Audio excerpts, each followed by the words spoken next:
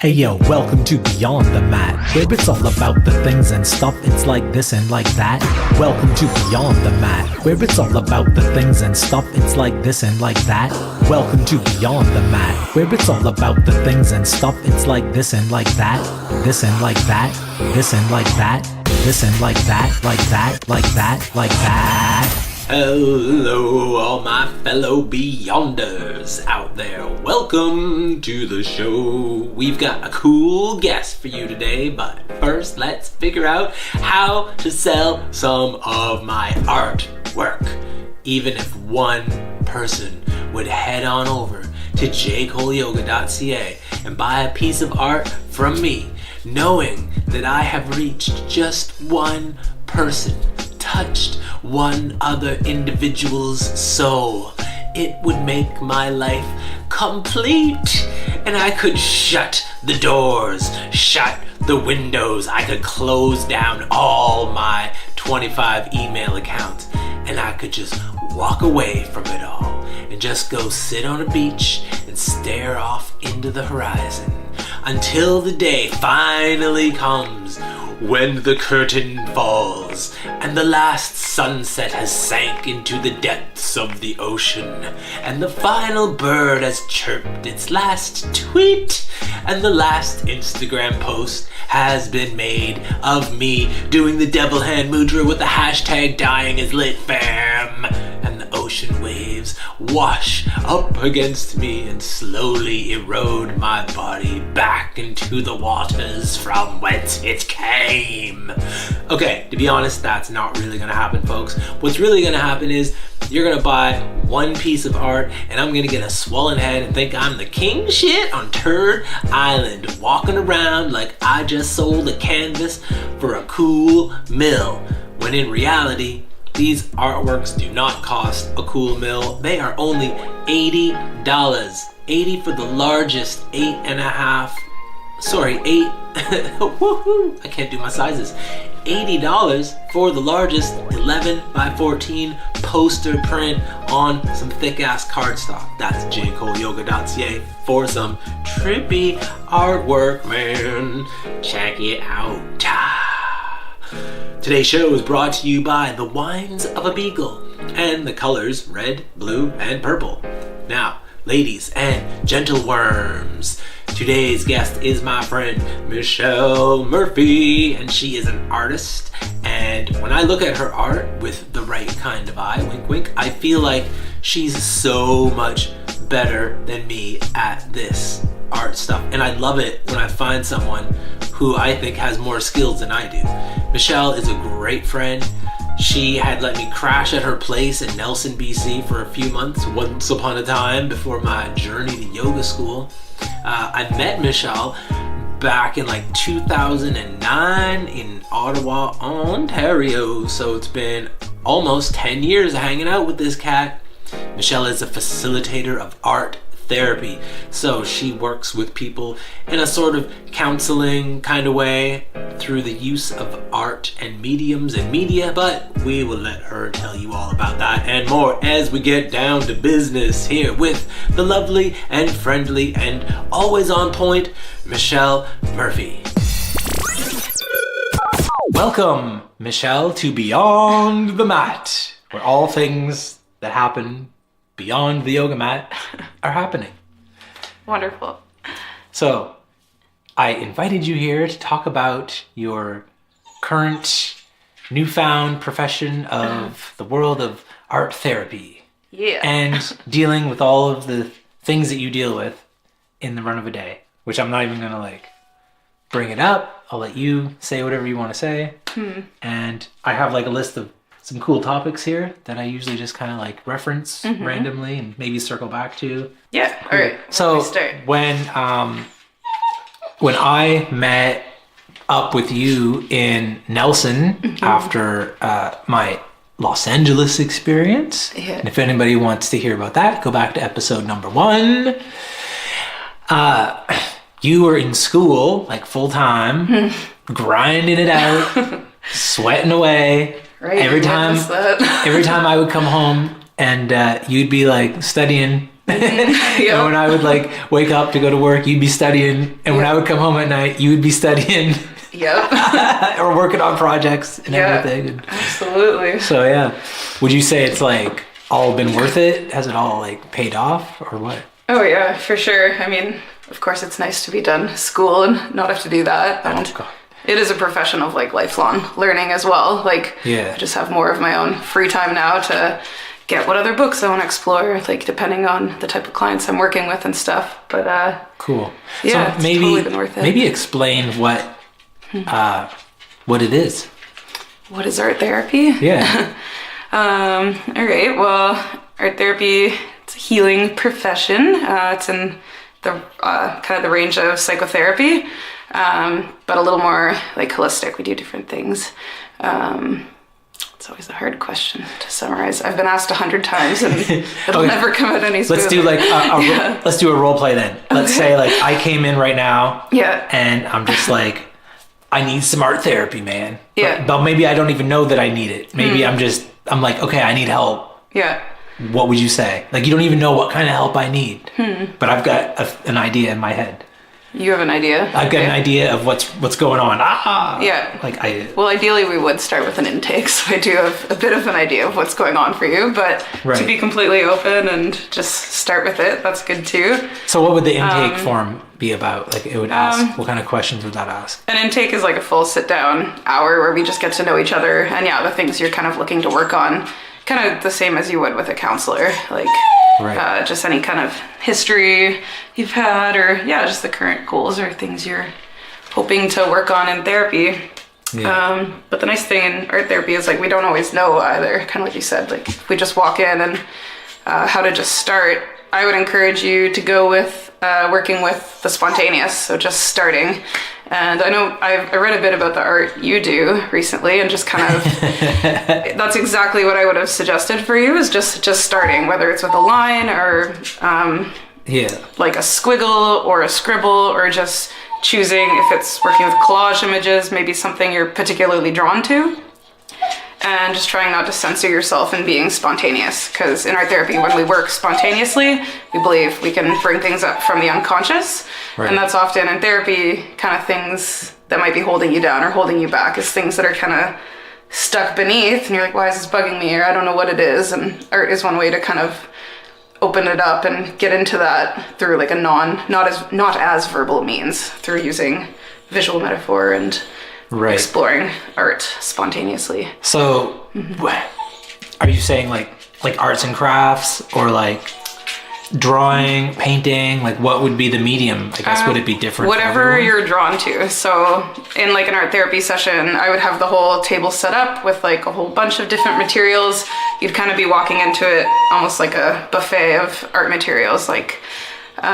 Make it really appealing and nice looking. We'd have everything from paints and drawing materials and collage images and plasticine and recycled boxes and just random stuff. Like there's no limit. It's really different from a fine art approach. So I would just encourage you to choose what you're drawn to. Like what strikes you? What are you gravitating towards, without censoring yourself or second guessing or judging, oh, I shouldn't do that. Just like let that go and just go with what comes up naturally, whether it's materials or what you're drawing or. Yeah. So someone would kind of like come into a room then and be like, there would just be various options for them to do. And you'd be like, go pick one. What do you want to do? Yeah, I guess it would be different in like a private practice setting where you're kind of coming into my art therapy room, versus when I go to different facilities and facilitate a group, then I'm kind of setting it up in their space. But in like a private practice setting, the room would kind of always be set up like that. So on the table, you might have your paper ready to go, surrounded by the drawing materials and painting stuff. And then there might be like a bookshelf full of other things, and just like a plethora of different materials and things to choose from and explore. Sometimes if people don't know what they're going to do either, you could just ask them to just cruise around the room and just take a look, just take it slow and just see what you see what you're drawn to. And there's like natural materials or buttons or some fabrics, or you never know. It's often the materials can inspire things when you don't know where to begin. So so there could be other things that I'm not even thinking of then. Tons of stuff. I'm like, pencil crayons and paint and things like that. But it like, goes way beyond that. fabric would be cool. Yeah. Textiles. Just like random odds and ends, things, we need to kind of search out by donation rather than buying at the store. I've come from a fine art background, and art therapy is really different for that. Like, the things that we use that can be art materials wouldn't really be considered in the same way in like a fine art approach. Yeah. Like things like, like recycled plastics, or like buttons, or like lots of natural materials, things like that, like sticks and stones. And what about like a box of shoes? Sure, yeah. Someone could look at that. There's no limits. Oh, that's what I've needed about. Yeah, this sock fixes puppets, everything. or sock puppets. Who knows, right? Yeah, basically anything in the world could potentially be an art material in the world of art therapy. That's incredible. Maybe in the fine art approach too, but not as traditionally. And I've seen your fine artwork, which is like pristine. It's amazing. I love that stuff that's on wood with the gloss over it. That's like so cool. And I wish I could do stuff like that. Yeah. I don't know why I can't. I guess I just have no idea how to start that kind of a thing. Well, I've seen your art, Jay, and you kind of said it. I read a good thing you wrote about just starting, and like whether it started with one line or you didn't know where those images were going to take you, and that really is like the art therapy approach as well. Yeah, there's not like an idea. I don't like sit down and say, well, there's one. There's these two faces, the masks, the theater masks. One's laughing and one's crying. Yeah. That I kind of just like, it just hit me. I was like, oh, I have never drawn those masks before. That would be cool to draw those. And then, I just kind of like looked them up online, what they look like a nice set of them, and then kind of had something to reference from, or 3 or 4 different versions of it. Yeah. And then traced it out. Didn't trace it, but I just kind of like etched out a little idea, and then that was it. Kind of going with something that arose. Yeah. Just going with it. Yeah. That's cool.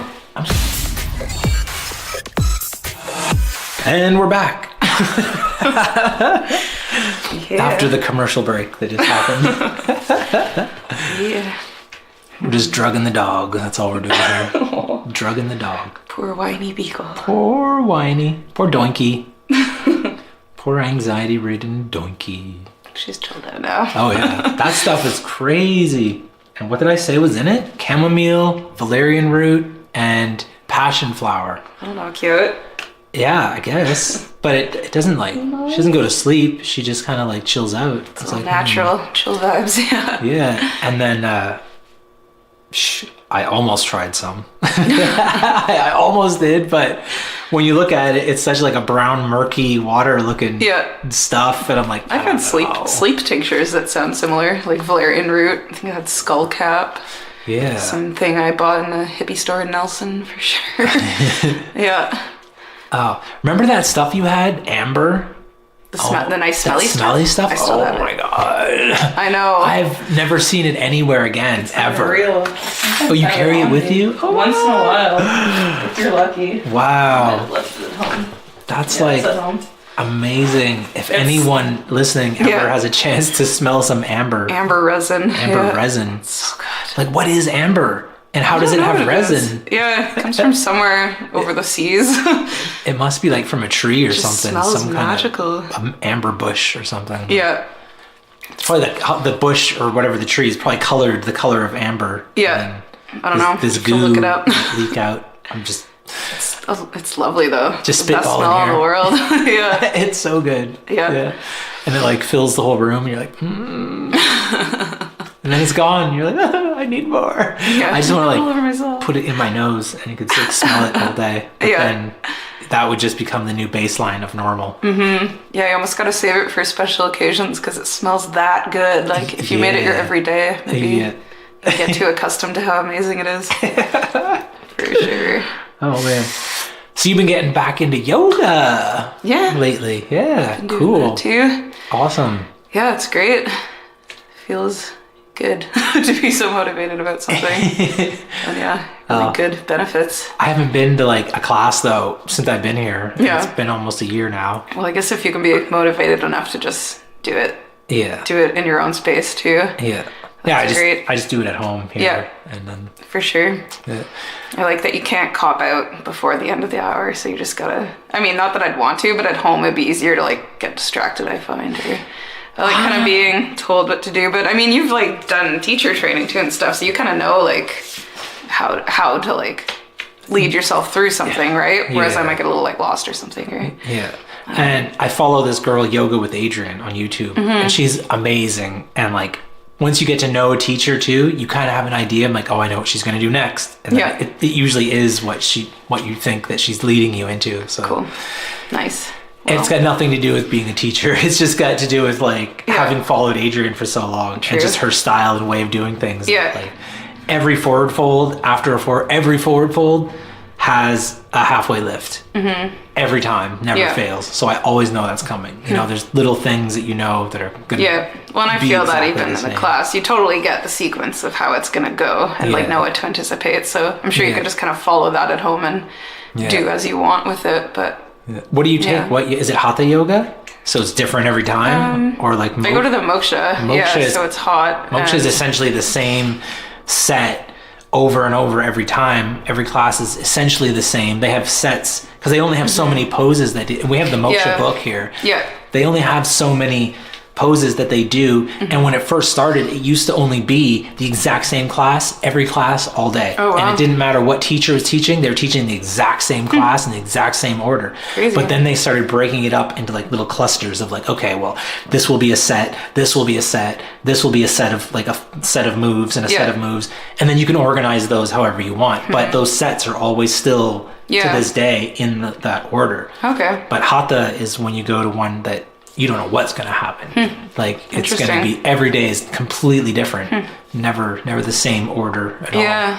Which is like I like that. And what's the other one? Bikram yoga. That's hotter than moksha, which sounds crazy. It's like 40 degrees or something. Yeah, that one is to this day still exactly the same set all the time. And like the moksha where I go isn't completely, it's not identical every time. They do follow like we start with standing or like flows and then standing, and then like halfway through you end up kind of going down to the floor. Like it's got the same style of poses you're doing, but it's not identical to every class at all. Like the teachers would switch it up. They'll choose a couple balance ones or choose a couple on the back, so it'll have variation. But cool. I prefer the flow classes because it's like it's more fast paced, but there's not as many like just pauses, like because you're completely linking every movement to a breath, so it's easier to stay focused, and you end up doing physically way more in a class than you would with just a regular class. So I'm liking that one. Yeah, I like the flows too because you know it's faster, like you said, it moves, it all kind of merges a little better, and just easier to link it to the breath. Sure, when you're going at a quicker pace, I think maybe like a little vinyasa flow where you like go into like why can't I even think of it right now? So you go from like plank into like, or say like down dog to a plank, and then do like an up dog, and then back up into a plank and back up into like an up dog, and then you know like it's a flow and it like moves and they move within each other and in and out of each other, and it can kind of go in like a loop and a cycle over and over again. And those are cool, but that's not the only kind of flow that you can get. There's all these other arrangements that merge together, kind of like like standing ones or something. So like warrior a warrior thing. Like, I probably have to do it. Think of it like a warrior 2, kind of like you go like that. You got your warrior 2 arms out, and then that flows down, and your front arm touches your front knee, and your back arm comes up over into like extended side angle, and then the front arm can like reach down to the ground, and then can go up and over, they've got all like, that too, and then you just repeat it on both sides, so for sure. But like there's been some classes that I've been to where you're literally just doing a pose and then you reset and do a pose and reset, and I'm like, wow, this sucks. That's what I mean about liking the flow better, because it really, you stay more focused in your breath, because every time you're going to switch and it keeps with the pace of your breath. So you're not left there waiting for the next thing, and then at the same time not thinking about your breathing as much. So I like the flow classes. In all the classes I've ever designed, I've got like, it's like mini flows, but there is like a bunch of resets like in between. Yeah. So you'll do like a whole set of this and that, like maybe 4 moves, one after each other. Yeah. Both sides, and then reset, and then it'll go into 4 more moves and then reset. But sometimes if I'm crazy enough with my like designing of the class, after the 4th move is over of this flow, that 4th move might merge into the next first move of the next flow. Oh, cool. If I'm good enough. Yeah. But like that takes like, keep it flowing. It takes longer to like figure that kind of stuff out. Yeah. Or just finding new interesting ways of like how to get into another pose. You know, you're like, oh, I never thought of doing that before. Like, I guess that's a benefit of just doing it at home too, is you're just kind of feeling it out and doing what feels good or what you're drawn to. Or yeah. But like, I've never like, like the girl I interviewed yesterday, Viv, she does freestyle classes. Like sometimes she doesn't even write a class down. She'll just go and just freestyle teach the whole thing based on how she's feeling that day. And I was like, wow, that would be crazy, because like I got my shit all printed out in 24-point font so I can see it from the ground when I'm standing up, and I can like know where I'm at, and everything's in highlighted. So there's like the intro, the warm up is like maybe highlighted all in blue, and then the first wave is like all yellow, and then the second wave is pink, and then whatever, if there's a third wave or whatever, however long the class has to be. Yeah. And then down into like the cool down, back into blue again. And cool, color coordinated. Yeah. Like that. And then I kind of have an idea too. I'm like, every block of color, I'm like, okay, so that's 5 minutes, that's 5 minutes, that's 5 minutes. Every one of those is a 5-minute chunk of time that it should take everyone to get through all that. Yeah, for sure. But then it'll like throw you off, because somebody's gonna like ask a question in class, or you got to go over and like fix somebody, adjust them or whatever. Yeah. Or somebody falls over and you can help them up again, and I'm like, oh, you just threw my whole time frame off. We're doing so good. We're doing so good. This is all your fault. Shame, and we shame them out of the class. Oh my god. Well, I hope that doesn't happen, but no, I hope you never not. know. Sure, many things could happen. That's great. And I said this on yesterday's show too. The thing that that happens all the time, because it's me and I'm just funny and people laugh at me. Yeah. I say funny shit, and like, so like your body is like married with the breath, and you're like, and you're moving with the breath in and out, and you're moving around, and then like I say something funny and everybody laughs and falls over, and you lose your breath and you lose your timing, and it snaps you right out of the whole thing. And I'm like, oh, that's not what I meant to happen. Like, I didn't mean to be funny. Like I wasn't writing jokes into this thing. Sometimes I just blurt them out, like spur of the moment kind of thing, and everyone's laughing. I'm like, oh shit, did it again. That crazy laughter yoga. Welcome to Jay's stand-up yoga. What, will you stand all day? No, I'm going to do stand-up, and y'all are going to do yoga moves as I make jokes. That would be great. Good luck breathing. Yeah, maybe hard to focus for sure. Oh yeah. Yeah. Pull it off. Good times though. Yeah. Good times. Sweet. Yeah.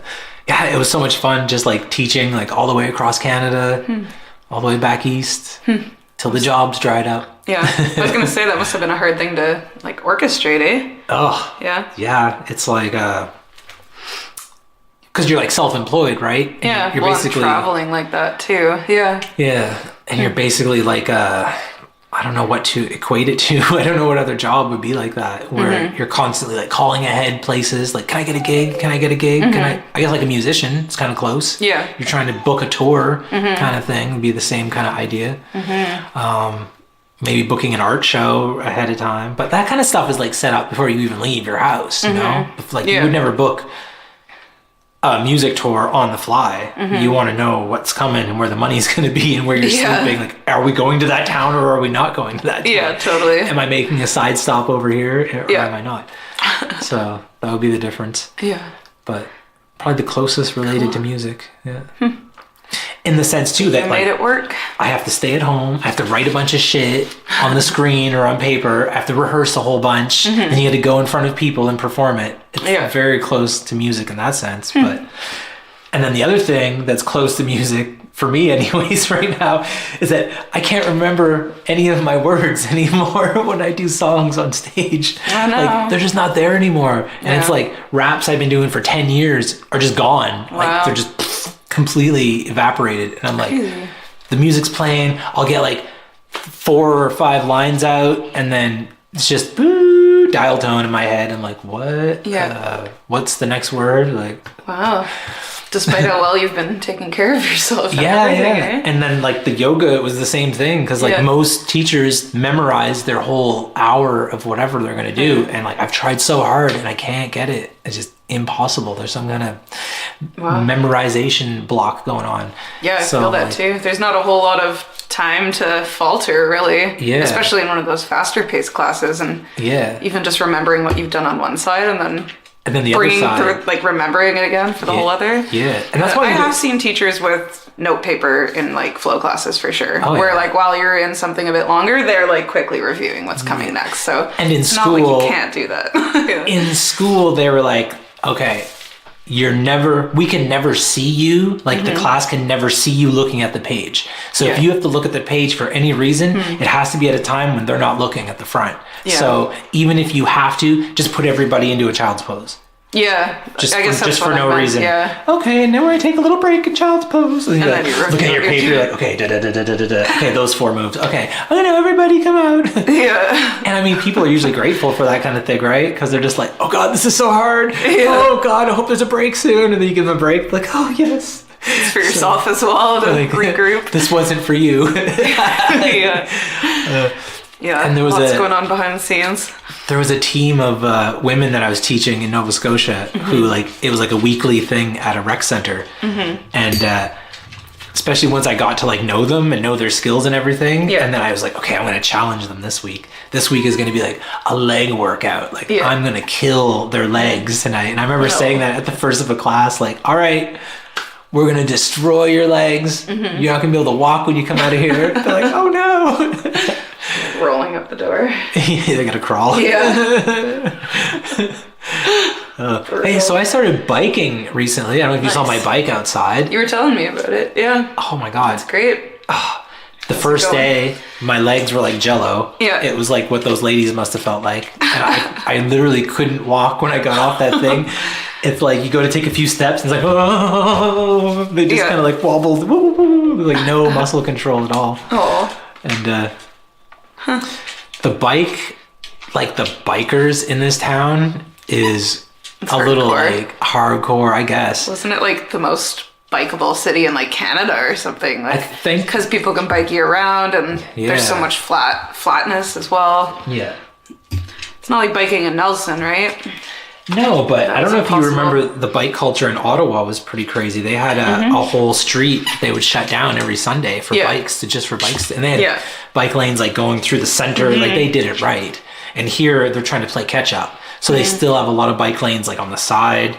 And I know they've redesigned some of the streets to include bike lanes that are separated by a median, so there's not even cars coming near you, which is kind of cool.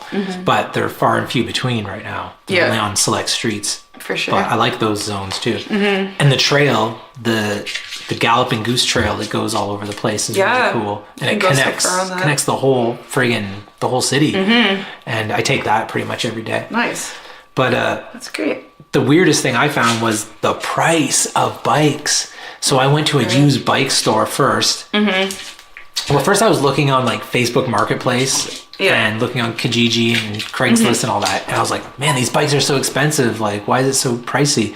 Then I went to a used bike shop where they like refurbish bikes. I'm not going to say their name.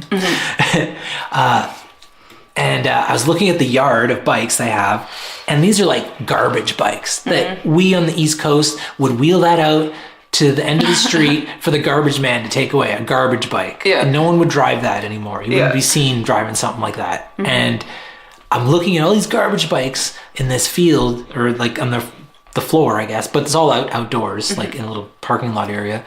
And the attendant comes out and he's like, hey, can I help you? I'm like, yeah. I'm like, what's like the what's like the cheapest average running bike here? He's like, oh, they start at 300.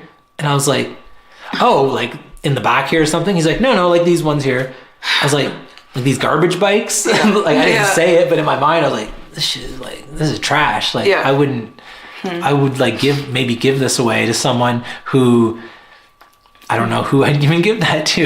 Yeah. And then I started checking some other used like bike shops around town. It was the same thing. Like starting at like 300 for a garbage bike that's been kind of refurbished, but like there's scratches on it. Stuff's been in accidents, covered in rust, stickers all over them with the stickers peeled off. Oh, doinky. Oh, doinky do. And that's crazy. Yeah. And then I was like, oh, that's what's going on. So these used bike stores are like driving the price up for all the other places, and then it makes everybody like at home who's trying to sell their bike on Facebook Marketplace, they're also putting their prices up too. Yeah. You know, because they're like, oh, if that store can get 300 for a garbage bike, I'm gonna sell my semi-nice bike for 400 or 500. And used at that. And used, I'm like, what? This shit should be like maybe $80 at the most. And that was kind of my goal, was like pay the same as my bus pass for the bike. Yeah. So like a bus pass is 85, and I was looking for bikes for 85. Oh wow. Yeah. That was like a weird like realization when I was like, oh, okay, that's not gonna happen in this city. Yeah. I ended up paying like 180 for mine, an extra 100. Yeah. It is what it is. It gets to point A to B. Yeah. But I mean, it all came from the bus system. So like where we are out here, there's one bus. This one bus that gets you out of here. And it's only the one bus. I can't get another bus without walking like 20 minutes away. Yeah. So I have to take that bus and transfer, and I go somewhere different every day of the week. Yeah. So, but to get to those other buses, I have to take this bus. And this bus is like routinely late. So like every week, there's one of the days it's going to be like 20 minutes late. Yeah. And then it made me late for a client where I lost out on like $90 for like a few hours of work. And I was like, okay, y'all just cost me my bus pass. Yeah. Because I had to cancel because we couldn't keep the time schedule right. So I'm like, now you just cost me the whole price of the bus pass for a whole month. Because of one day, one job. Brutal. And I was like, okay, I'm going to do something to get out of this. Because that's when I thought, I'm going to ride a bike. Yeah. I haven't ridden a bike in 23 years. No way. Yeah. Like not even crazy. Like, we rented them in California. Oh, yeah. And they're like these big, heavy, clunky things that you drive around on. And then, what an eye-opener too. Because like my legs. And... like, it's not like I thought. And apparently you have to wear a helmet now. I'm like, what's that all about? We never had to wear helmets, like, when I was a kid. Last time I ever rode a bike, there was no helmet law or anything like that. Yeah. And then I was driving in front of, through Uptown, and 2 police bikers stopped me. They're like, hey, you need to wear a helmet. And I was like, oh. And they're like, did you just forget it at home? And I was like, yeah, I did. And they're like, all right then. Just remember next time to put it on. Wow. I bet if I would have said I don't have a helmet, I bet I would have got a fine. I'm pretty sure they were kind of like, you know, like wink, wink. Did you forget it? Like, play the game. Say that. Say the right phrase right now to pass through this barrier of life. And I'm like, I wonder how much a fine is. Is a helmet going to be cheaper than a fine, or should I just keep riding this out? And and I still don't have a helmet because like I've been on that fence too because I have a bike that my mom gave me because she can't ride a bike anymore. And it's like sweet, and I could like rip around my neighborhood, but I'm like, oh, do I have to buy a helmet? I'm like, I guess I probably should, like, you know, safety first, but I don't know. I've never been hit by a car. I actually wear one now that I don't have 10 years of dreads to shove in them. Would have been out of the question before, but I guess it's a good thing. I guess you should just do it because it would suck to get hit by a car and not have a helmet on. Yeah, but what if you're only riding the trail? Do you still need a helmet on? That doesn't make sense. Yeah, I was on the trail. I think it's just on the street. But I was on the trail when those cops stopped me. Really? Yeah, they're like, you need a helmet. They must be looking to get their quotas. For what? Like, I'm on a trail with other bikers. Am I going to get hit by a pedestrian?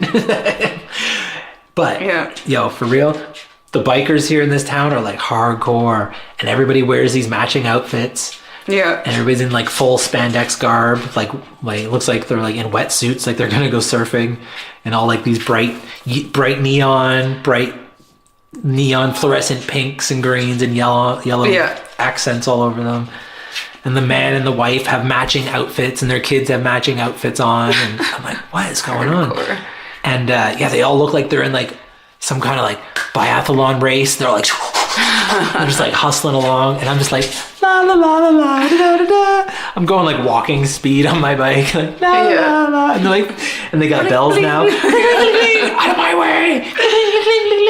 Totally. And I have these headphones on every day too, listening to music. So that's even less aware. I have no idea what's going on. Get out of my way! I'm like, I'm on the right-hand side of the path. I don't know why I have to get over to the right any further. I'm already as far as I can go. And they always like, clang, clang, clang, and they're angry. And I'm like, wow. Okay, this is cyclists.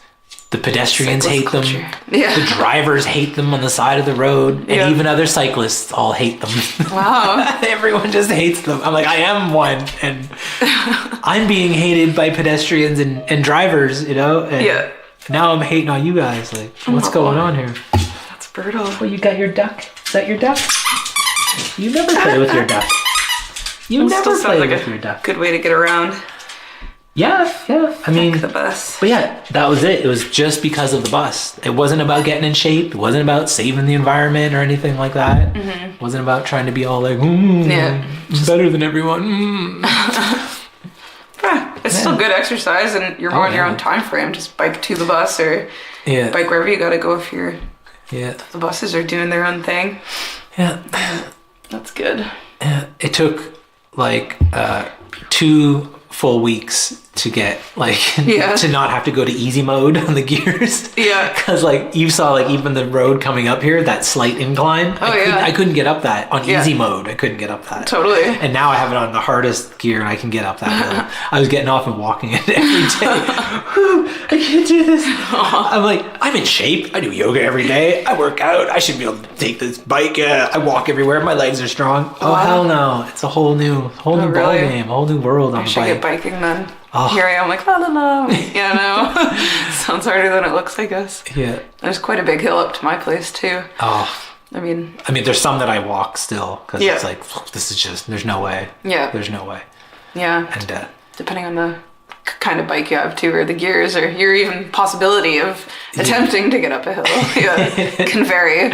Yeah. On the human and bike. Just depends on the hill. Yeah. Nice. Ooh, back to the list, man. Do you ever meditate? Something you ever tried? Dabbled in? Put your toes in the water? A little bit, but mostly just in connection to yoga, I would say, for sure. But, like the Shavasana meditation at the end? Yeah, like most of it kind of being like that too. It's like moving meditation in a way, but or like more extended poses, like a yin thing. But I always found it harder to just sit and be. Don't do anything. Yeah, at least if I could link it into a pose or something, then that kind of took off that edge. But it's something you gotta like sink into to feel comfortable with, for sure. Oh yeah. That first minute is hard to get through, I'm telling you. Like I started when I was 9. Oh wow. Yeah, crazy. That was like my first time trying it out. And it's because my brother and sister and me were fighting at our cottage, and I went and sat on this big rock, and I was like, I'm getting away from all this shit.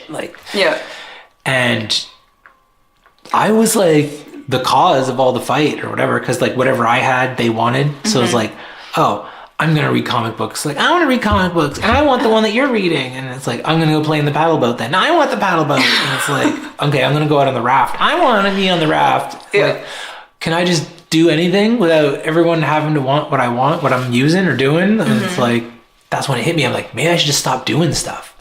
So I went and crossed my legs. So my dad, as kids, he had taught us how to do like a full lotus seat, because we used to do like wrestling nights, and he taught us like some karate and stuff like that. And we would sit like with our legs crossed. And I went and sat on this rock, which was like probably like a stone that came out of the ground like this. So like 4.5 feet up. And I climbed up on that, crossed my legs, closed my eyes, and just sat there. I'd seen like ninja movies doing it, and like Splinter on Ninja Turtles doing it. And I didn't know what to do. I had no idea what it was. I just knew that you sat there with your legs crossed and closed your eyes. And I would just go sit there, and then my brother and sister were like, oh, well, I don't want to do that. I was like, finally I have something to myself. Yes. And then they stopped fighting. And my grandparents, who at the cottage would stop getting annoyed by all of our fighting. And then there's this calm that swept all over the land. Wow. And it's pretty amazing for 9 years old. Yeah. Just kind of having that idea to like, okay, I'm getting out of this mess. And then off and on, I would meditate throughout my life. I guess a little less in my 20s as I partied a little too much. And then I got back to it in LA when I was there in 2014, and it's been like every day. Haven't like missed one. Nice. Maybe great. A couple late night mornings I've stayed up all night and didn't get that morning in, but sure enough, the next day got back in.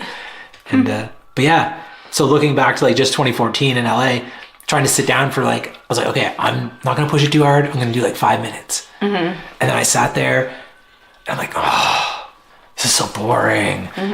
My back hurts. My face is itchy. Has it been 5 minutes yet? And I would open my eyes and look at the time. I'm like, not even 1 minute. And it felt like an eternity. I'm like, oh my God. That's like, okay, forget about this. Try again tomorrow. The next day, made it through the minute, got into like 2-3 minutes.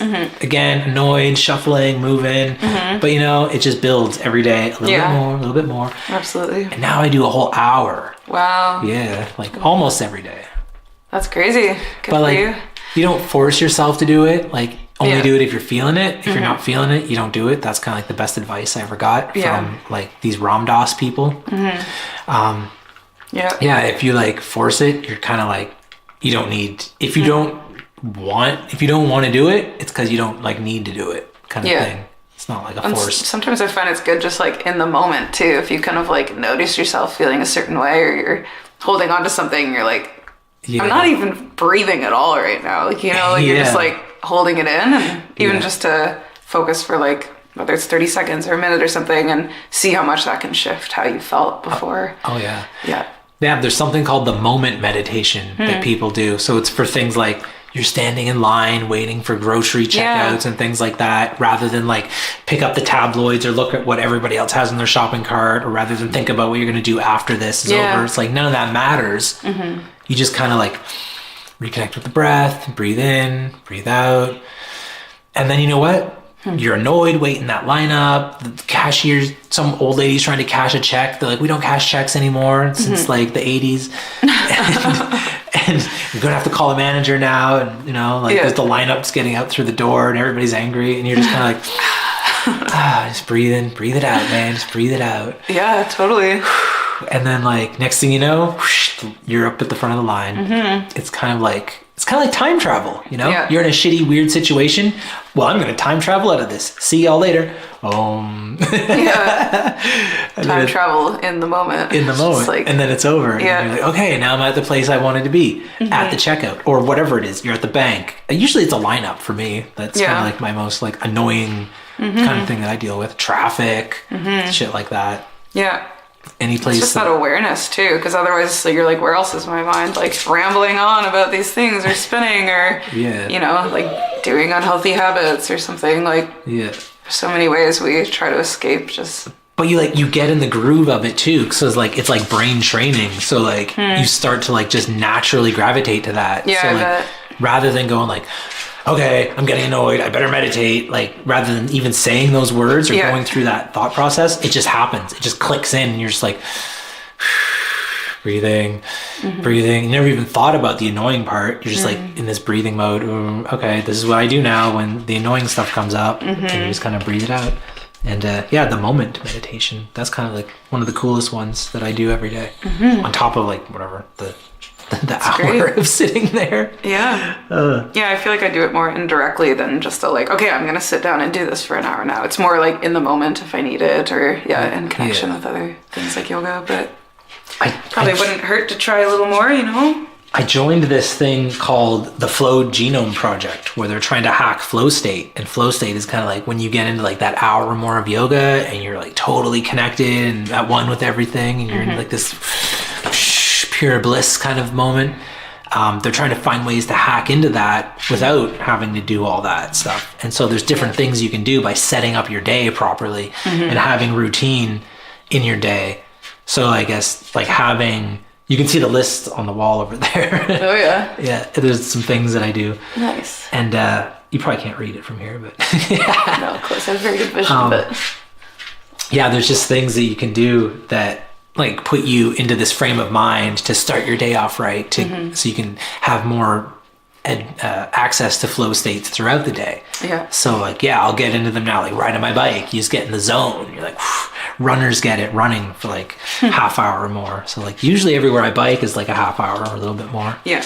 So like, you're definitely like zoned out. And if you're listening to podcasts and music and stuff too, I was like, oh, that's going to be like detrimental to it. But what ends up happening is that like that melts away too. So I'll be driving with the headphones and a podcast and I'm deep into the podcast and it's like, oh, this is good. And then whoosh, just this like flow hits you and you're like, oh, you're in the zone, you're going. I'm not even hearing the words they're saying anymore. It's just melting away. It's just background dribble. Yeah. Car horns are going off as I drive through traffic. People are like, fuck you, buddy. And I'm like, I'm in a flow state. Can't phase me. The way to be, man. Yeah. That's great. That stuff's kind of cool. Nice. I've been right into nutrition and diets too. It's kind of been like a huge thing. And I don't know if I told you, I went under the ketogenics diet, which is like low carb.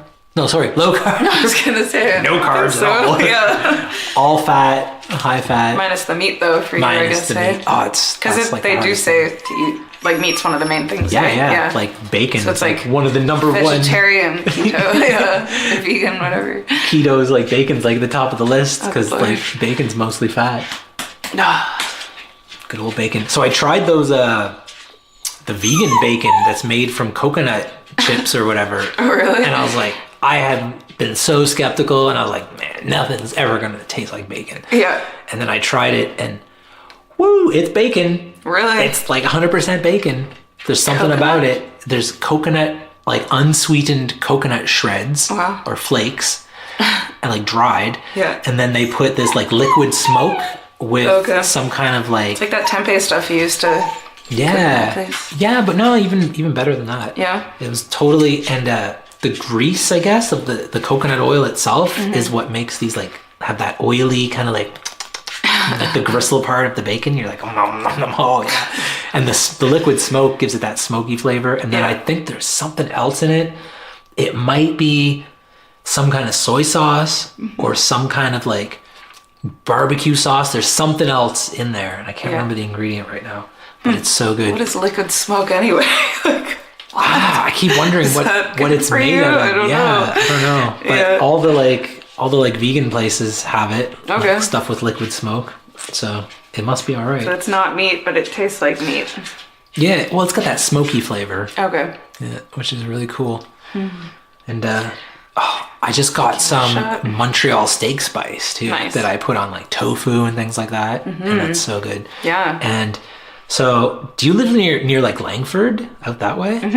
So you've been to Superstore, because it's... I try to avoid that place just because it's too big. Like, oh yeah, it's like my god, you like forget one thing on one side and have to walk like 2 hours to the other side of the grocery store. Oh my god. I mean, they have some good stuff, but overall, it's just like too much for me. It's so expensive too. I couldn't get over that. I went in to some things are only in bulk, so you like have to buy like. Or to get the deal, you have to buy like 3, or it doesn't go at that price. I'm like, oh, you end up spending more money, I think. I went there because I was in Langford one day, and like I get like, is there any in there? Well, I get like mixed nuts, and I kind of get them in the bulk section now, and I mix my own mixed nuts. Yeah. But before I was doing keto, like last summer, I would get the mixed nuts that have raisins in it and dried cranberries, but they're like. Apparently they're soaked in sugar before they're dried. So the sugar is like all over this stuff. Yeah. So I don't use those anymore. But I went into Superstore because I was like, oh, they'll have like a good price, because you'd think the Superstore is the same price everywhere at all the superstores. And then I went in there to get it, and nope, it was like, rather than like the good old like $1.19 per 100 grams, which is what it was all through the East Coast. Here it was like $2.97 for 100 grams of the exact same product. I'm like, nope, never coming back here again. But then totally. I was there like a couple of weeks ago, and just looking in the bulk bins. That's where I found this Montreal steak spice. I opened up the bin, just to look at it, and the smell that came out, it was that smoky, delicious barbecue. I was like, oh my god. Yeah, even on just like a pan of veggies, just a little spice. Oh, my brain just like exploded with like Flavor Town. Like, okay, I'm getting I got like a bag like this. That's awesome. Like, nice. I don't know. Yeah, it's all about the flavorings. I think I had like 1,000 grams in this bag. I was like, I need enough because I put handfuls of that shit now. Yeah, just like rub it on yourself a little bit. A little bit. Yeah. A little bit in my Sprinkle underwear. it, burn it in your incense bowl. Oh, yeah. Steak spice. Ooh. Brutal. You're giving me but ideas. It's meat free, I'm gonna try that when you leave. Potpourri at the Montreal steak spice. Brutal. But I've bought the steak spice and the shakers, or you grind them yourself and shake it on, and none of them have had this aroma or smell. Oh, wow. It's just the smell that was like, oh yeah. Still use spices that I've stockpiled from this place in Nelson that just like makes them handmade, and every time I'm in Nelson I'll buy like a couple jars and it'll last me like a few years. It's just like the best. Like this guy that just makes his homemade spice blends, oleo and spice. He sold at like farmers markets and had like a little shack on Baker Street, but like those spices, just like the perfect blends. It's like 9 or 10 different things in a little mason jar. I remember you told me about those. Southern seasoning one. I'll lend you a little pinch. Ooh, probably like it. Yeah, I do remember that. Yeah, it's good stuff. Or you had the oils too, concentrated like basil oil or garlic oil, like extracts, and you just put a couple of drops. And they sold them at like Save-On in the local BC shop, kind of like there's those aisles that have local stuff. Yeah, it's the gold. We met a lady here at this Save-On. She was doing a little demo, and she makes like I forget her name right now, but her name's on the front of the bottle, and it's just one like a 2-syllable name, like I don't know, Lisa or something like that, and it's at the Save-On here at Tillicum, and it's at the end. It's like one of those end caps of the end aisle, and like she takes up like 3 or 4 shelves on the side of just all her like salsa, things like that. You know, preservatives, pickles, and things like that. And nice.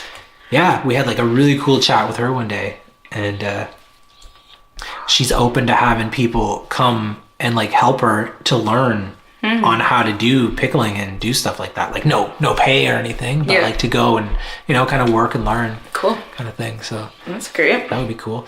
Yeah. I don't know.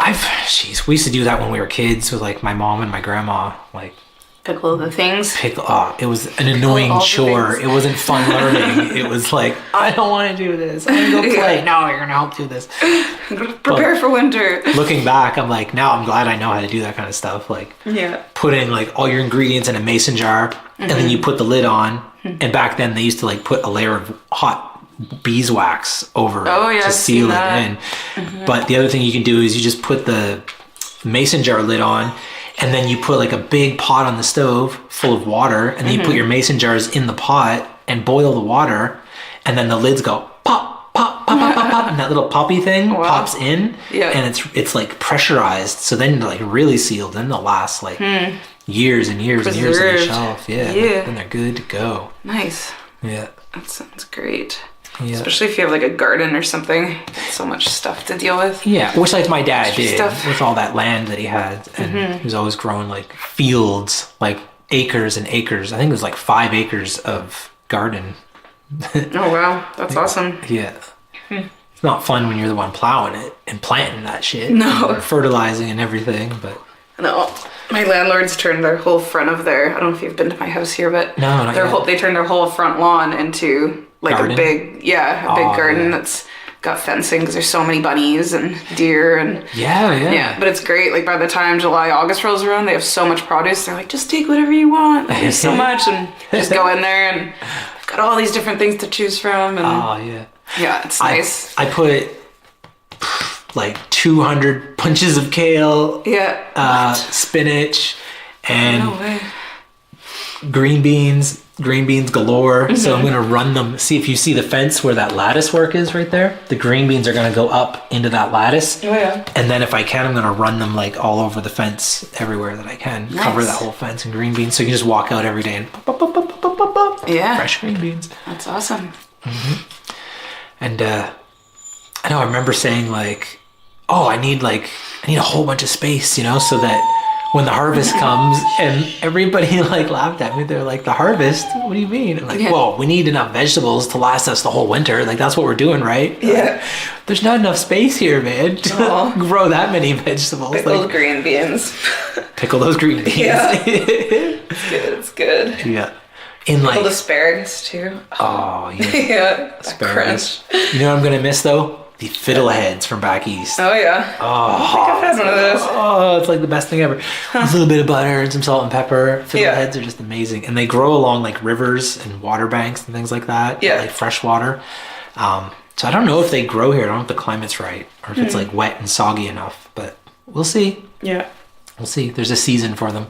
We would go picking them with my dad, and you bring curly spiral ones, right? Yeah. So like people are like, oh, that's a baby fern, but like it's not a baby fern. It doesn't turn into a fern. It looks like it might, and baby ferns look like a fiddlehead, but they turn into ferns. They unravel and the fern comes out. But a fiddlehead doesn't turn into a fern. Okay. I don't know what it turns into because we cut them and eat them all. So who knows what they turn into?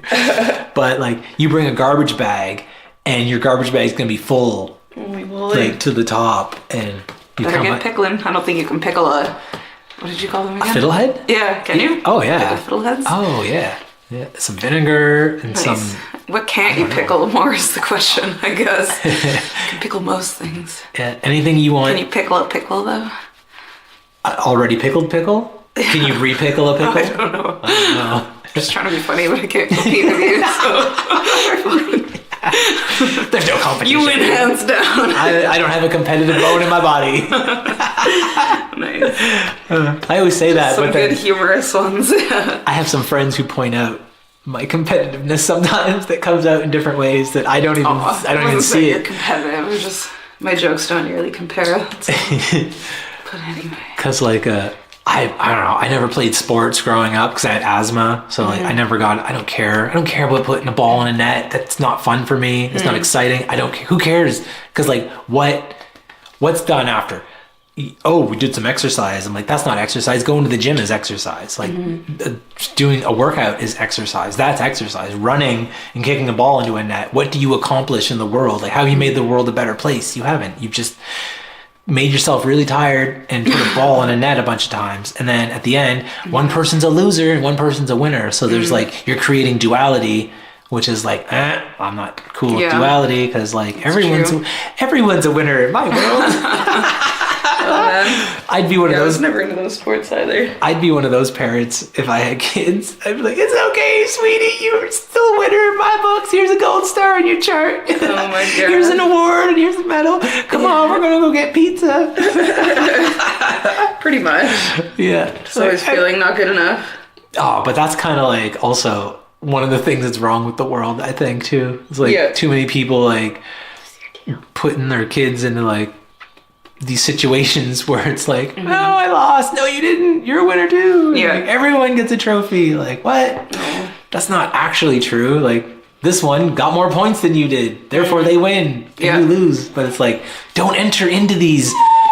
Good enough, bad enough. Yeah, don't enter into these paradigms to begin with. Like, get that right out of our mind. Well, and that completely brings me back to the art therapy where we started with, is just that the not good enough, or like, oh, I can't do art, I'm not an artist. Like, you hear that so much. Like, people's hopes and dreams have been crushed because they didn't do it well enough or the way it was supposed to be. And it's like, what if you just like let go of those judgments and like accepted your art as like a part of yourself and like something that came out of you, and if you gave it the same respect that you should give yourself and I would give you as an art therapist, like, it's just, like, and in fine art, it killed my love for art for a little while because of that. It was just like, not good enough, or like you'd go to the critiques of your work, and they'd just be picking apart the ways you could make it better, and like not just looking at it for what it was and what you made and just accepting that for what it was. And it was just never good enough. So yeah, in art therapy we don't call things like good or bad, or like it just is. Talk about it just is, and it's something you made, so I'm going to give it as much respect as I would anything else.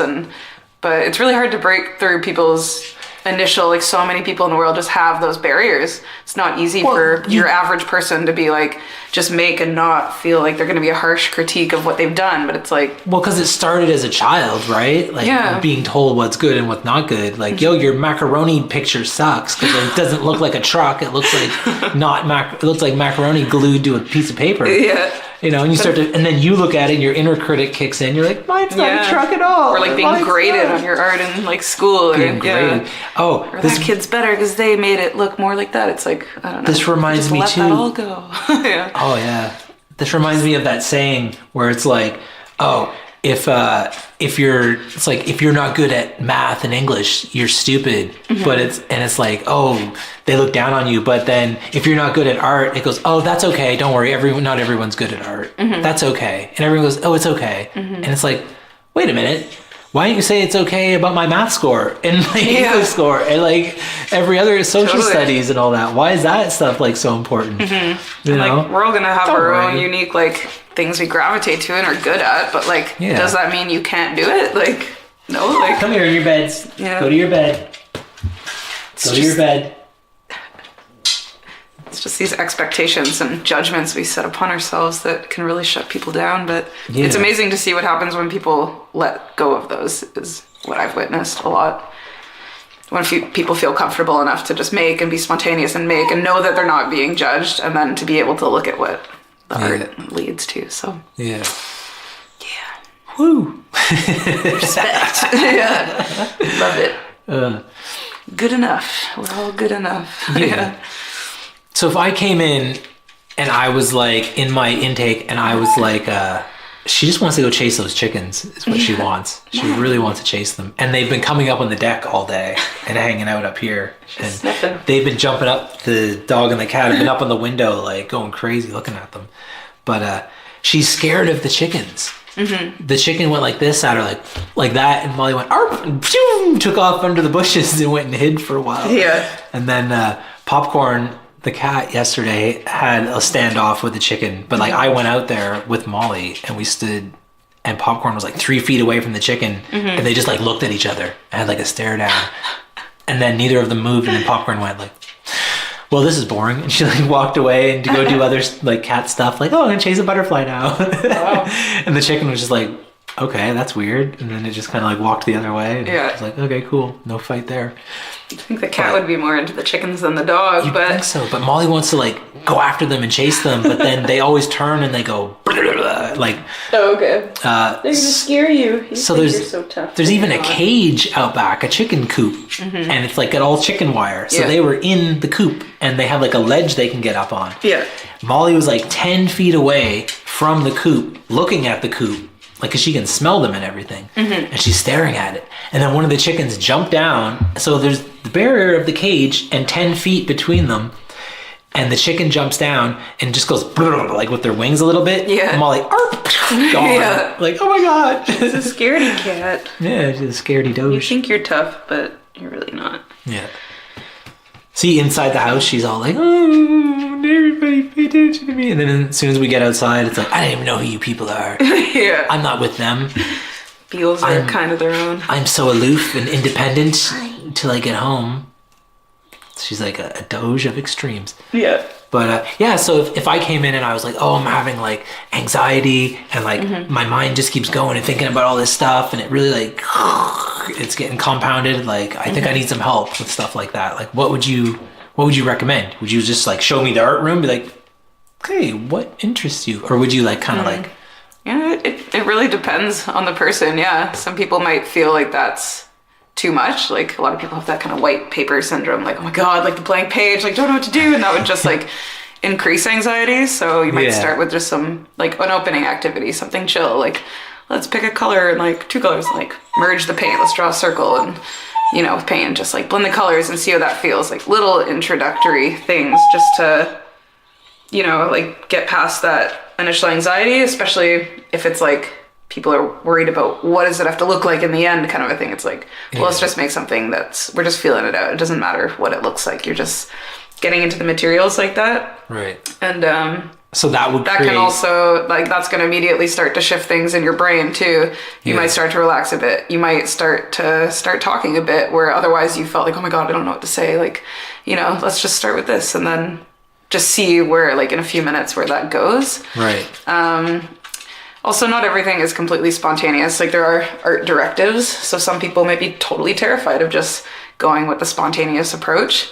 Some people, that's what they just want to do. So especially for like an opening activity, like we might do something just to get to know you, like draw a symbol for yourself and then draw like, symbols around that or in whatever relation to represent the things in your life, your challenges, the things that support you, like, and map it out. Like, and draw a self-map. I would draw a pentagram. Yeah, that's your symbol for self. And I would put all these occult symbols around the edge. You're like, I've seen it all. I accept whatever comes up. So it's all good. There's no right or wrong. If it was just 2 circles, you're like, hey, draw 2 circles. Just pick 2 colors and draw 2 circles. To start, I would take, because my favorite color is blue, and I also like red. Like the blue team and the red team, the Bloods and the Crips. Okay. And like, where they would like overlap a little bit in the middle maybe, and the red and the blue would make like a purple kind of shade in the middle, which I also like. Is like my third favorite color. It's like blue, red, purple. Like they all kind of go together. So like that's where I would start. Cool. And then, so what would that like? Would it be seeing how I feel, or would that spark ideas in your head? You're like, okay, so he likes blue and red and purple. Does that mean something, like the color choice? Well, like, because some people would be like black, death, well, basically, like I will have my observations of what's happening, both in what you're creating and also how you're reacting to it. Like, are you crying your eyes out drawing this blue circle? Are you looking like you're starting to relax? Like, we'll see how it goes, but in terms of like any type of meaning in the art, the meaning can only come from you. I'm just there to help you like work through that and talk about it to find what's true for you. It's the same with something like interpreting dreams and stuff. Like, I'm not going to be like, this is what your dream means. It's like, let's talk it out. Let's describe it. Like unpack it. Yeah. And just like get you to associate the things. It's just, like I might just pose questions that help you reflect. But the only true interpretation of the art can come from yourself. And what I'm just there to kind of help guide and like open up questions to it. I might think I see something that's really obvious, but that doesn't mean that that's what's true, So.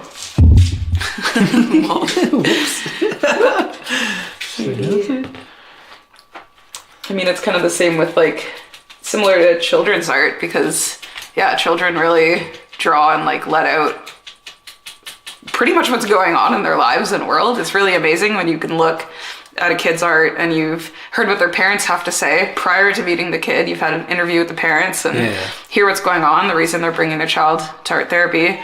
And it's amazing how much of it is so reflected in the art and the kid like hardly even knows they're doing it because children work so spontaneously and unconsciously like that, right? Yeah. But at the same time, like I can notice things and have observations about it, but that doesn't mean that's like the fact. I'm still gonna get the kid to talk about it because like that one object could mean one thing that I think it's totally related to, but really the kid might describe it a total different way. So in the end, it's like my interpretations are not the end all be all. It's very much up to the artist.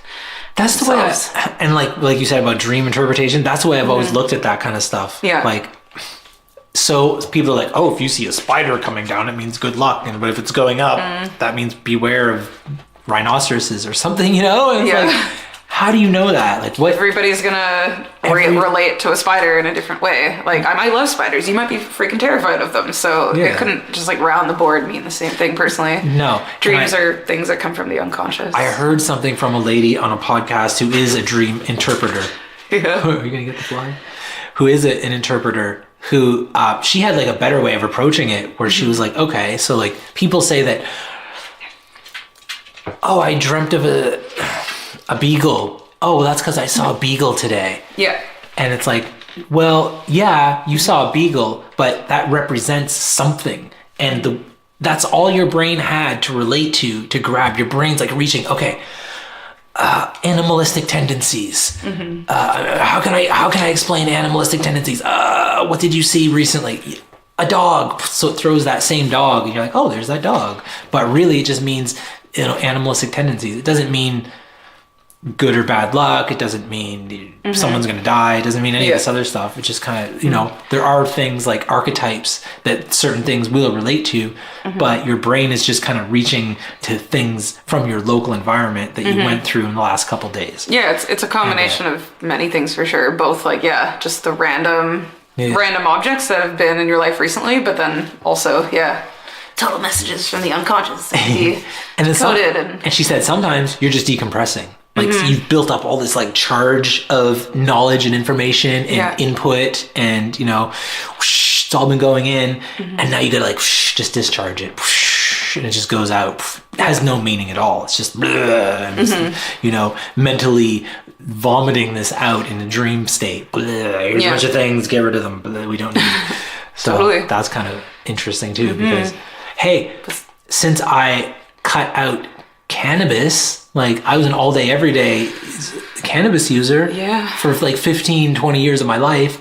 Now that I've stopped, I do it once a month now. But since I stopped, my dreams after like 3 or 4 days, they're just like pow, pow, pow, pow, pow, pow, pow, pow, the most intense dreams that I'm not even getting a good night's sleep anymore. Like I wake up just like, oh my God, is this ever going to be over? And like I'll get up, I'll go to the bathroom and I'll lay down and then right back into the exact same where I left off. And it's like common theme of running or being chased. That's just a constant. There's some kind of struggle. I need to get somewhere. I need to get this person somewhere. I need to get an animal somewhere. I need to get 2 things. Like there's just this constant like motion and I need to get somewhere. That's crazy. That's interesting. I've heard that can be a phenomenon. It's like all night, every night, and it just never ends. Wow. So you should start writing them down, or I've written a couple down. They're just so intense. Yeah. There's literally no way to even like begin to start to like transcribe them. Like I'll get bits and pieces, and I'm like, it doesn't even cover like a 1% of what was going on in there. Crazy. And we took a course through my art therapy training on dream analysis. Yeah. And we were told to keep a dream journal and all that, and then we would like pick a dream we wanted to analyze and then draw it out, like an image we could remember from it, and then like process it in our group of people. And it's amazing what you can really pull out of them. You really got to get into the nitty gritty detail of like the symbols that are coming up, or often the most important factor is the feeling. So the feeling you said of feeling chased or something like that. Well, like running and I think being chased would be 2 different things. Like, are you just running and enjoying it, or are you feeling like that, like something's chasing you, or I need to keep running? Like it's the feeling that is here's like a direct example. So, and it'll be different nights. So I'm running from zombies. Yeah. They're chasing me. I'm like, oh my God, I ran away. The next night, I am the zombie and I'm chasing somebody else. I gotta get the food. Sometimes it's a vampire. I am the vampire. I gotta chase things and catch them. And then sometimes I'm running from the vampires. So there's just constant theme of running, being chased, or I'm the one chasing something. And I'm like, is it because I'm like, need to chase my dreams? Is it because I'm always like chasing after like being an entrepreneur? I'm always chasing after the jobs every day. Like, I don't know what. That's interesting. And like you said, like the different, you can be this and also that. Like, I mean, that does show up a lot in our dreams, is that you can be, even in one dream, be multiple aspects. There could be multiple characters and it could be different aspects of yourself or your feelings. Like, for sure. And I'm a Pisces too, so that doesn't help anything, because there's like that whole duality of like the 2 fish like swimming and pulling away from each other in a constant struggle. But then, so like there's one way of looking at it, but at the same time, when you zoom out, it's like, oh, it is a constant struggle, but it's also a beautiful dance. And that even just saying that is part of my like Piscean interpretation of life and everything. Like even just the description. Things aren't just black and white. It's like one thing can have multiple meanings for sure. Yeah, I would encourage just to do a little more exploration for yourself on your own time. And just, if it's not too long or intense to write out, try to write it down and then almost like highlight like key things you've written and just free write. Like don't censor yourself. Just that kind of Freudian technique of just write it out. Yeah, exactly as you felt it happened. Maybe try to like highlight a couple key, whether it's feeling terms like chased or like running, like what else, zombies, and then take those words, right, like aside from your paragraph, and like elaborate them on them individually and start through the technique of free association. So you'd be like, okay, feeling chased, and then just start free writing a list. Be like, when I think of that, what does that remind me of? So like I can't really do it for you, right? Because I don't know, but like zombies, you could be like, death, the underworld, like scary, bad, like blah, blah, blah. Like just do all of that and then see what other words arise. And then how does that relate to maybe where you're feeling in life? That would be my technique for you. If you want to explore maybe the meaning of your dreams more. Yeah. So I'm going to do that. I'll have to start a journal. Yeah. I don't like turning the light on to like write things. Totally. And like, I'm not good. Like I type close to 80 words per minute on a keyboard, but like I'm not gonna go from my bed to like a computer. It's like jarring, and then you're like awake, but or even if once you're awake, if there's things you do remember, I just want to get it all down. So like it's amazing how vivid they've been given your the quitting weed, because and I mean weed was repressing all this time. It's been repressing my dreams like my whole life, and now I'm just like full on like it's intense. So I did write this one down to a friend in a message the other day. So, and this was because like I'll still use the cannabis once a month. So then there's like a 3 to 4 day period after that where there's no dreams, which is great, but I'm like super tired and groggy all the time. And then 4th or 5th night, the floodgates are open.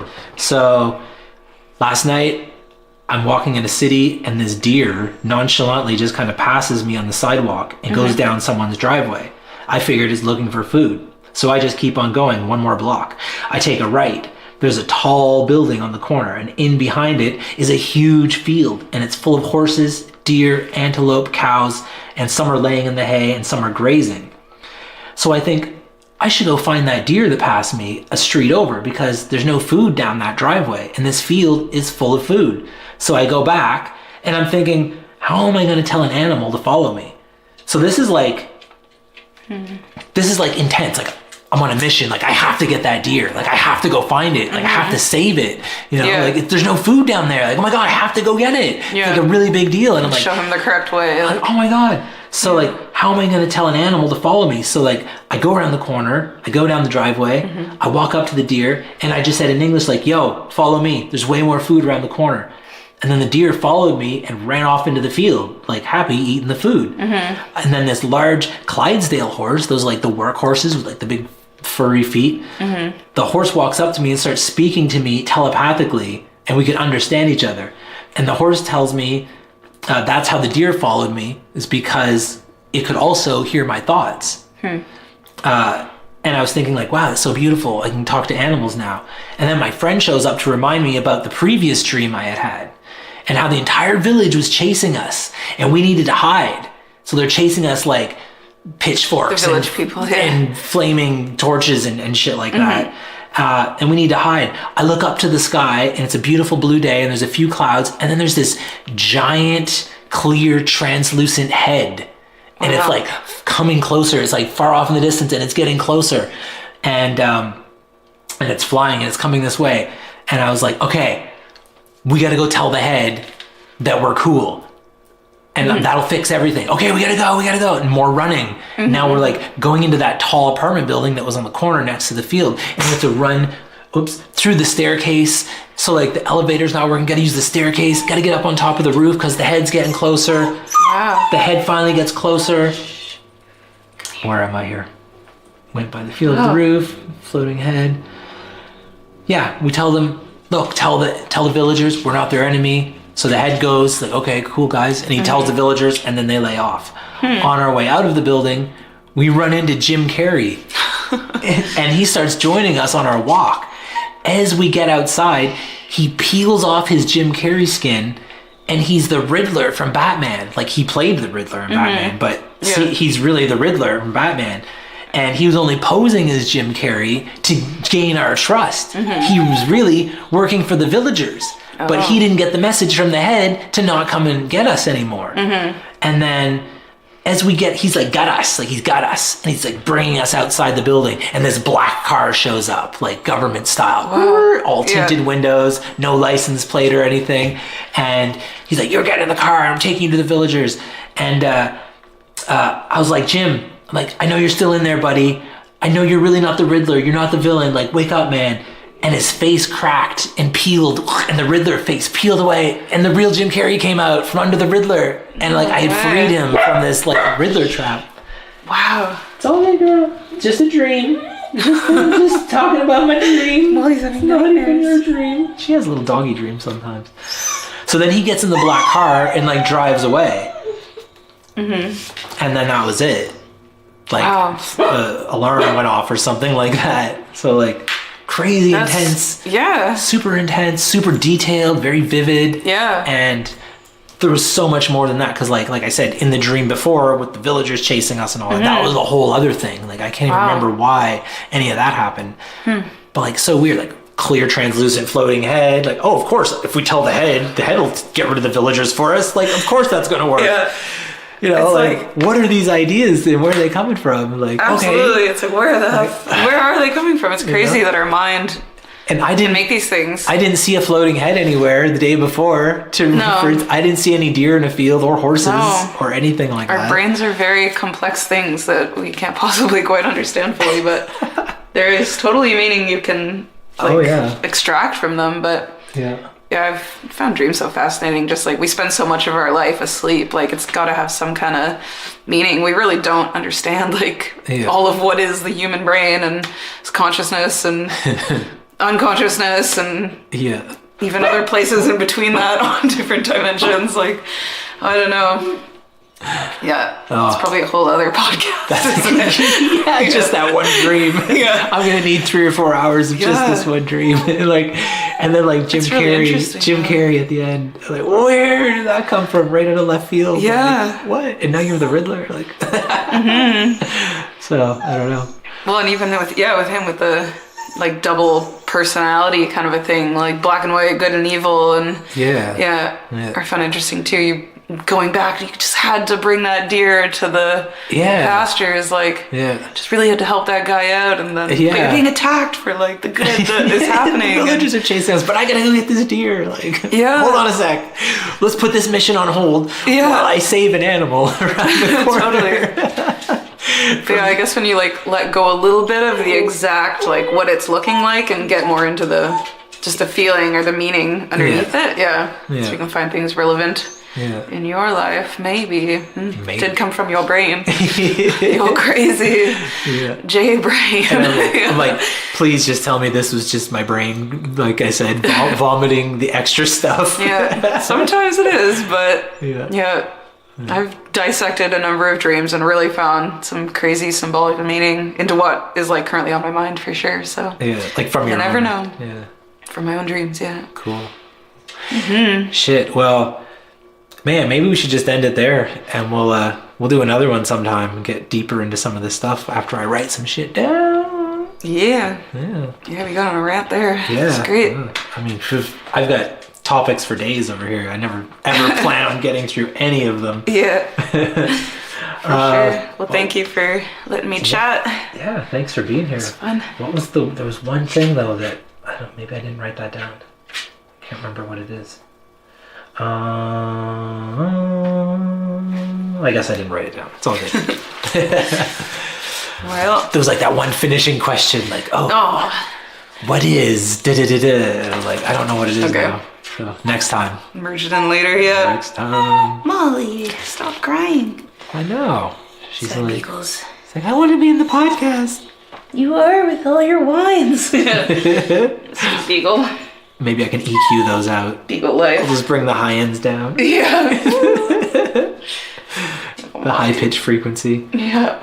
That's the neat thing about like this, the editing and stuff on this is that I recorded at this guy's basement. He was a tattoo artist before, and we didn't even hear it, but he had a deep freeze running like 3 rooms over, and it had a oh, really? and then when I listened to the show after, when I got home, it brought it right to the front. It's like buzz over top of all of our words. Yeah. But then I was like, okay, that has its own frequency, the frequency of buzz. Yeah. If I could take that buzz out of it, you'll still hear our voices. You'll still... So you can dissect the like layers of sound almost. Well, because everything is in the one like waveform, so it's kind of like, but within that are many different frequencies happening, and if you were to omit just one of them, you would still hear our voices. You would still hear, because your brain fills in the parts that are missing, like kind of thing, and you'll still hear like a regular word or two. But yeah, it all worked out. Cool. So hey, thanks for being here. Oh, thank you, Jay. Another one come and gone. Woo! Yeah. Goodbye. Over and out.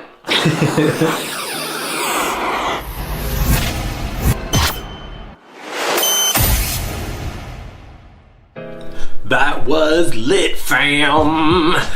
The Wines of a Beagle were provided to you free of charge by little Miss Molly Faye and her never-ending anxiety crisis. The truth is, she doesn't whine all that much, but we have chickens outside now, so she's like constantly wanting to go outside, and she sits by the door and whines a lot whenever the chickens are outside our back door. The funny thing is, she's super scared of the chickens, but also quite curious about them. So like the other day, one chicken just kind of like lunged at her, like a tiny little hop, and she let out a yelp like she had been stung by a bee and just took off across the yard. Poor little beagle being put in her place by a little birdie. We don't eat the chicken eggs. These are our neighbors' chickens from upstairs. So these chickens roam free in the backyard and have been keeping the cat's attention at the window. But hey, enough about these animals. That was my friend Michelle Murphy, art therapist, drum and bass lover. I don't think we really got into any music talks, but we'll talk about that for show on the next time. I'm a huge drum and bass fan myself. So yeah, that's it, folks. Thanks for joining and have a great week. Peace, love, and light. Namaste, and all that other good noise. And we are now out. Good sir. Ding. Welcome to Beyond the Mat, where it's all about the things and stuff. It's like this and like that. Sitting in a lotus seat, we breathe deep from our heads to our feet till we feel inner heat. A little bit of rhythm for your soul, stretching out your minds from your head to your toes. We in our flow state, we don't know no hate. We into feeling great though, so we correlate. Coil snake gonna rise, sunshine. We take our time to appreciate divine grace. It takes place in a pace in them inner states. From a country road down to the interstate, we contemplate this. We here to make this. We here to break this. But we never fake this. We never hate kids. We in the love vibe. Me and my whole tribe, we gonna try to be fly with the sunshine. Yeah, that's right. Just vibe. Taking time to design what is mine, what is yours in the course of a force. But we never skip the chores, we skip the course. We hit the floors with a little stretchy poo. When I do me and you can do you, boo. We think we're cool, but we might not be cool. And that's the coolest thing that we could ever do, is choose one another. Choose a lover, a brother or a sister from your train wreck, building up resistance. And then we flow, yo. We let the wave crash. We burn the sage last. Forget about the rage blast. It's like a cannonball. It can shoot and fall, or it can sit and be like you and me, sitting underneath the trees. Cross our bees' knees, gentle swaying in the breeze. We feel at ease with a reason for feeling easy. So forget about the greasy, greasy, greasy, greasy, greasy, greasy, greasy, greasy. Oh yeah. Welcome to Beyond the Mat, where it's all about the things and stuff. It's like this and like that. Welcome to Beyond the Mat, where it's all about the things and stuff. It's like this and like that. Keep it moving. Oh yeah. Just vibe. Feel the vibe. Just ride. Just ride.